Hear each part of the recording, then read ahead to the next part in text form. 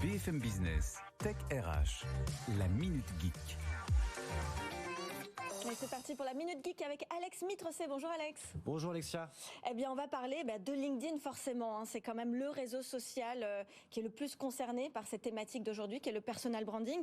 Je le disais un petit peu plus tôt dans la première partie, 80% des salariés se disent plus prêts à travailler pour un CIO présent sur les réseaux sociaux. Aujourd'hui Alex, vous allez nous expliquer comment construire sa réputation sur LinkedIn. Effectivement, LinkedIn, c'est le réseau social destiné aux professionnels. C'est le réseau social pour développer son personal branding.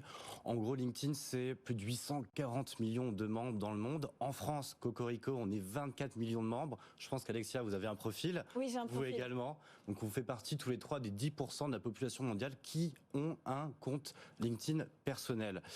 LinkedIn, c'est pratique pourquoi ? LinkedIn, c'est pratique pour, on l'a dit, développer son personal branding. C'est pratique aussi côté candidat pour trouver le job de ses rêves. Côté employeur, trouver la perle rare.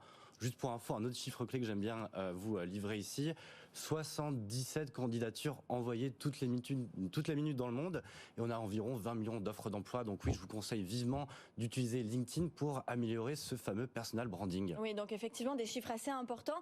Alors si je regarde Tech RH aujourd'hui, je me dis tiens, j'ai toujours pas créé mon compte LinkedIn, eh bien je vais le faire là pendant l'émission. Je crée mon compte LinkedIn. Par quoi je commence ? Quel type de contenu je dois diffuser ? Déjà, je vous félicite, Alexia. Première étape de fait, la création de son compte LinkedIn. Il y a de nombreuses aspérités pour optimiser sa page LinkedIn avant de publier son premier texte de publication ou d'échanger avec ses différentes audiences. Première étape, c'est évidemment la photo de profil. Oui. Évidemment, une image vaut 1000 mots. La première impression compte. Donc il est important d'avoir une image qui permette d'humaniser votre profil. Ce qui est important, c'est aussi la fameuse couverture qui permet d'habiller votre profil LinkedIn. Et ensuite, un petit résumé succinct, descriptif de vos aspérités professionnelles, de vos expériences professionnelles, suivi d'un résumé un peu plus détaillé. D'accord. Soyez authentique, soyez humain. Ok, très bien. Et alors, comment on peut prendre concrètement la parole sur LinkedIn une fois qu'on a fait son profil, on se dit maintenant je me lance, je vais commencer à créer mon contenu, ma ligne éditoriale. Comment je dois aller chercher les informations ? Comment je sais qui je suis pour pouvoir transmettre ? C'est quand même Alors, c'est vrai que c'est une première base importante, c'est de connaître ce qu'on a envie de véhiculer comme message et de connaître aussi son audience cible. Ce qui est important juste de savoir sur le dispositif de LinkedIn sur la publication, vous avez 3 possibilités.